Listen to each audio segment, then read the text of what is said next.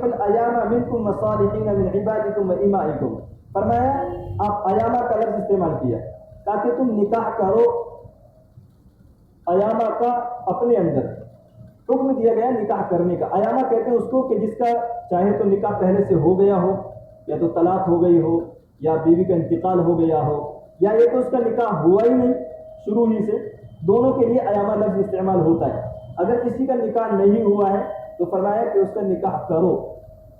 اگر کوئی آدمی گناہ سے بچنا کسی کے لیے مشکل ہو رہا ہے اور وہ صاحب حیثیت ہے، وہ نکاح کے خرچ اٹھا سکتا ہے، تو پھر فرض ہے اس کے اوپر نکاح کا کرنا۔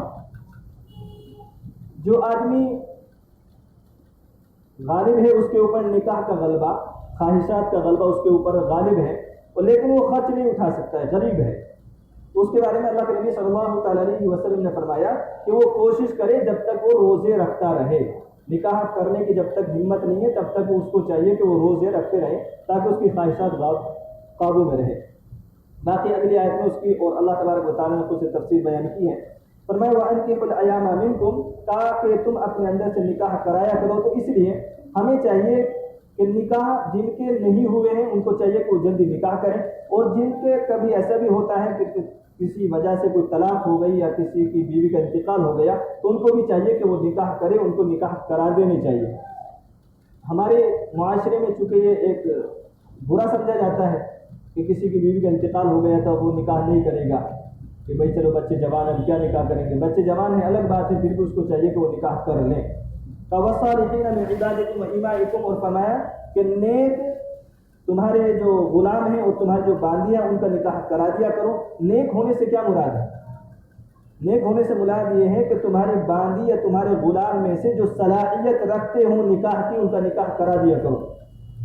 اس سے دونوں مراد ہیں کہ وہ جسمانی اعتبار سے بھی نکاح کے قابل ہو اور وہ کمانے کے اعتبار سے بھی نکاح کے قابل ہو۔ فَإِن يَكُونُوا فُقَرَاءَ يُغْنِهِمُ اللَّهُ مِن فَضْلِهِ، فرمایا کہ وہ غریب ہوں گے اللہ تبارک و تعالیٰ اپنے فضل سے ان کو مالدار کر دے گا۔ اللہ تبارک و تعالیٰ نے فرمایا جو آدمی خواہشات غالب ہے، اس کے اوپر خواہشات غالب ہے اور وہ اگر نکاح نہیں کرتا ہے تو پھر گناہ میں ملوث ہو جائے گا اور غریب بھی ہے، اللہ تبارک و تعالیٰ فرماتے ہیں اس کو نکاح کر لینا چاہیے، اللہ تبارک و تعالیٰ مالدار کر دے گا۔ فَإِن يَكُونُوا فُقَرَاءَ يُغْنِهِمُ اللَّهُ مِن فَضْلِهِ، تاکہ وہ فقراء ہیں، غریب ہیں، اللہ تبارک و تعالیٰ ان کو مالدار کر دے گا اپنے فضل سے۔ وَاللَّهُ وَاسِعٌ عَلِيمٌ، اللہ تبارک و تعالیٰ وسعت والا ہے اور جاننے والا ہے۔ وَلْيَسْتَعْفِفِ الَّذِينَ لَا يَجِدُونَ نِكَاحًا، اور فرمایا کہ وہ اپنے آپ کو روک کر کے رکھے جو نکاح کے اسباب نہ پاتا ہو، جو نکاح کے اسباب نہ پاتا ہو، یعنی مہر معجل اور مہر معجل وغیرہ بھی ادا نہ کر سکتا، کسی کی حیثیت اتنی کمزور ہے کہ وہ مہر وغیرہ بھی ادا کرنے کی حیثیت میں نہیں ہے، تو پھر اس کو چاہیے کہ وہ نکاح نہ کرے بلکہ روزے رکھے۔ وَلْيَسْتَعْفِفِ الَّذِينَ لَا يَجِدُونَ نِكَاحًا، تاکہ وہ اپنے آپ کو روک کر کے رکھے جو نکاح کے اسباب نہ پاتا ہو، حَتَّى يُغْنِيَهُمُ اللَّهُ مِن فَضْلِهِ، یہاں تک کہ اللہ تبارک و تعالیٰ اپنے فضل سے اس کو مالدار کر دے۔ وَالَّذِينَ يَبْتَغُونَ الْكِتَابَ مِمَّا مَلَكَتْ أَيْمَانُكُمْ، فرمایا یہ غلاموں کے بارے میں ہے۔ وَالَّذِينَ يَبْتَغُونَ الْكِتَابَ، اس کو غلاموں میں اللہ تبارک و تعالیٰ نے چونکہ سب کو شریعت کا ایسا قانون بیان کیا ہے کہ سب آزاد ہو جائے، تو اللہ تبارک و تعالیٰ نے ایک اصول بیان کیا ہے غلاموں کے لیے کہ جو غلام ایسا ہو کہ وہ کما سکتا ہو پیسے، اور کما کر کے آپ اس کے لیے قیمت طے کر دیجئے کہ آپ مجھے اتنے پیسے، چاہے تو جو اس کی قیمت ہے غلام کی اتنی طے کر لیں، یا اس سے کم بھی طے کر سکتا ہے، اس کا مالک ہے اس سے زیادہ بھی طے کر سکتا ہے، اس کو لکھ کر کے دے دیں کہ آپ اتنی جمع کر دیں تو میں آپ کو آزاد کر دوں گا۔ تو اسی کو بیان فرمایا وَالَّذِينَ يَبْتَغُونَ الْكِتَابَ، تاکہ جو چاہتے ہیں لکھوانا، مِمَّا مَلَكَتْ أَيْمَانُكُمْ، جو تمہارے ماتحت ہے، جو تمہارے غلام ہیں، فَكَاتِبُوهُمْ، تو تم ان کو لکھ کر کے دے دیا کرو۔ إِنْ عَلِمْتُمْ فِيهِمْ خَيْرًا، اگر تم ان کے اندر کوئی خیر دیکھتے ہو۔ خیر دیکھنے سے کیا مطلب ہے؟ خیر دیکھنے سے مطلب یہ ہے کہ وہ کما کر کے دے سکتا ہو۔ اگر تمہیں معلوم ہے کہ یہ کما کر کے نہیں دے سکتا ہے تو پھر اس کو لکھ کر کے دینے کی ضرورت نہیں ہے، اس لیے کہ وہ اپنا بھی محنت ضائع کرے گا کیونکہ کما کر کے دے نہیں سکتا ہے، اور وہ مالک کا بھی نقصان کرے گا۔ فَإِنْ عَلِمْتُمْ فِيهِمْ خَيْرًا، کہا کہ ان میں اگر تم کوئی بھلائی دیکھتے ہو وَآتُوهُم مِّن مَّالِ اللَّهِ الَّذِي آتَاكُمْ، اور کہا کہ تم ان کو دو اللہ کے مال میں سے جو اللہ نے تم کو دیا ہے.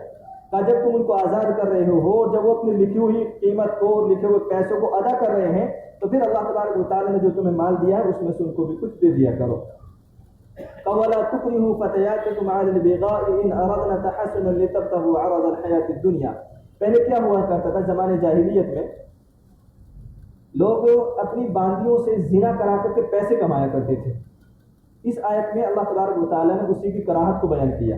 وَلَا تُكْرِهُوا فَتَيَاتِكُمْ، کہا کہ تم زبردستی نہ کیا کرو اپنی لونڈیوں کے ساتھ عَلَى الْبِغَاءِ زنا پر، إِنْ أَرَدْنَا تَحَسُّنًا لِتَبْتَغُوا عَرَضَ الْحَيَاةِ الدُّنْيَا، جبکہ وہ چاہتی ہیں پاک رہنا اور تم چاہتے ہو دنیاوی زندگی کا سامان، تاکہ کسی کو مجبور نہ کریں اور اپنی لونڈی سے پیسے زنا کے ذریعے سے کوئی آدمی نہ کموائے. یہ اللہ تبارک و تعالیٰ نے زمانے جاہلیت کے قانون توڑنے کے لیے اللہ تبارک و تعالیٰ نے اصول بیان کیے. لیکن اس آیت میں جو ایک لفظ ہے ان اردنا، کہ جب کہ وہ چاہتی ہیں پاک رہنا، اگر وہ چاہتی ہیں کہ زنا کرنا تو کیا اس کو زنے کی اجازت ہو جائے گی؟ اس آیت کا مطلب یہ ہے کہ زنا حرام ہے، وہ چاہے تو بھی، وہ چاہے تو نہ چاہے تو بھی زنا حرام ہے. تو اس لیے اللہ تبارک و تعالیٰ نے اس آیت میں جو حکم دیا ہے ان کے مالکوں کو حکم دیا ہے، تاکہ وہ تو بیچاری پاک رہنا چاہتی ہے، وہ پاکی کو پسند کرتی ہے، تاکہ تم اس سے زبردستی کر کے زنا سے پیسے نہ کمواؤ. وَمَن يُكْرِهُنَّ فَإِنَّ اللَّهَ مِن بَعْدِ إِكْرَاهِهِنَّ غَفُورٌ رَحِيمٌ.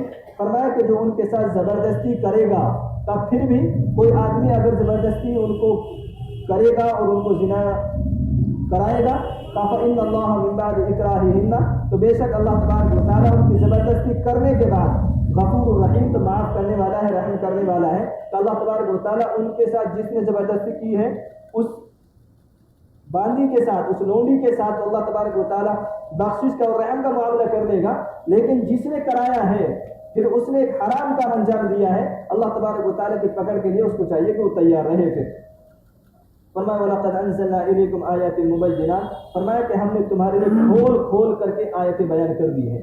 اللہ تبارک و تعالیٰ نے تمام احکام کو بہت صاف لفظوں میں اور پورا کھول کھول کر کے تمام چیزوں کو اللہ تبارک و تعالیٰ نے بیان کر دیا ہے. وَمَثَلًا مِّنَ الَّذِينَ خَلَوْا مِن قَبْلِكُمْ، اور فرمایا کہ تم سے پہلے لوگوں کے حالات کو بھی بیان کر دیے. تم سے پہلے لوگ کیا کیا کرتے تھے، کہ ان کے حالات کو اللہ تبارک و تعالیٰ نے کھول کر کے بیان کیا ہے. وَمَوْعِظَةً لِّلْمُتَّقِينَ، تاکہ یہ نصیحت ہے تقوی اختیار کرنے والوں کے لیے، اللہ سے ڈرنے والوں کے لیے یہ نصیحت ہے. اور نصیحت قرآن کریم سے وہی پکڑتا ہے جو اللہ تبارک و تعالیٰ سے ڈرتا بھی ہو. اللہ تبارک و تعالیٰ مجھے آپ کو آسان فرمائے. الحمدللہ رب العالمین، اللهم صل علی سیدنا محمد وعلی آل سیدنا محمد وبارک وسلم. ربنا ظلمنا انفسنا وان لم تغفر لنا وترحمنا لنكونن من الخاسرين. لا اله الا انت سبحانك اني كنت من الظالمين. يا حي يا قيوم برحمتك نستغيث. یا اللہ یا کریم آقا صغیرہ کبیرہ گناہوں سے درگزر فرما. یا اللہ آج تک جتنے بھی جیسی بھی زندگی گزری ہے یا اللہ اس سب سے درگزر فرما.